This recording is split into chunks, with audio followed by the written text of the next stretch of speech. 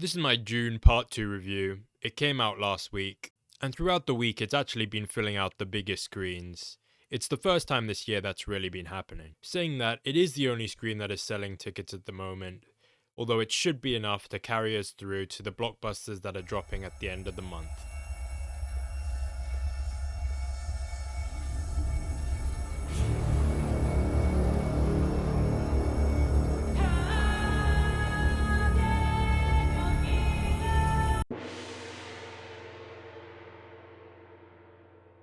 I watched the first part of Dune the night before watching the second part. Half an hour in, I didn't understand the Bene Gesserit, and I wasn't really enjoying the lore, but I began to grow into things once they arrived on Arrakis.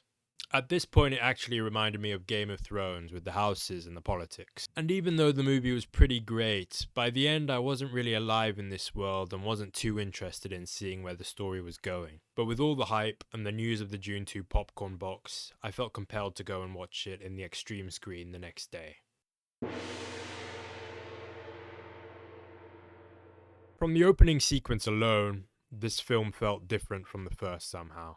That might just have been because I was watching it on the big screen rather than just at home. We see Paul Atreides, the man of many names, begin assimilating with the Fremen, learning their customs and their way of life.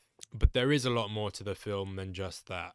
We see different worlds and new characters, and somehow it works together so seamlessly without devolving into chaos. Which is quite astonishing really, because the material, especially this half of the book, seems really difficult to adapt into a 2.5 hour movie. There were times when I felt it was dragging a little, and points where I actually felt that it was moving too quickly. For example, we spent some time with Fade Routher, played by Austin Butler, who is this cold, cool warrior from the Harkonnen clan. And he was striking, but I wasn't too engaged.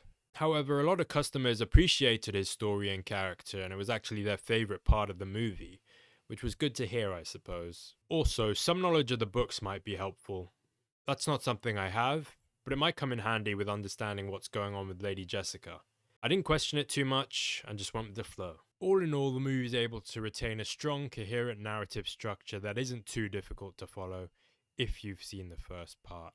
The most interesting element of the story for me was the idea and philosophy surrounding this prophecy, involving Paul Atreides. Zendaya's Chani and Javier Bardem's Stilgar are a big part of this discussion, and that's really what the film was about for me. How much of this prophecy is true and important, and how much of it is just about control? These are sort of important questions and something I haven't really thought about when looking at a supposed chosen one. And we're really able to see how much this matters personally through Zendaya's performance. There are other big names in the movie like Florence Pugh and Christopher Walken. We don't see much of them, but they're probably going to be big players in part 3. Timothée Chalamet of course does his part, but it's not really a movie that's all about performances because of the visuals and the sci-fi spectacle. The cinematographer for this movie also did The Creator, and I was really impressed with how that movie looked. Dune also looks amazing. I especially like the sandworms. Some characters ride them in this movie and it's so cool. It feels unique and real. The sound also does a lot for the feel and the atmosphere. It's another Hans Zimmer soundtrack, so you sort of know the kind of quality that you're gonna get. And I just like hearing the different sounds and themes of the movie as I'm walking through the corridor at the cinema. Dune is just an amazing sci-fi cinema experience, one of very few that I've had in my lifetime, and for that reason, I'm going to give it a scorching 8 out of 10. If you're like me and you weren't too keen on the first part, I now feel somewhat invested and would like to see more of this universe, especially with Denis Villeneuve at the wheel. And if you're planning to go see it, see if you can get some seats in IMAX because it will really make a difference. The quote of the film is,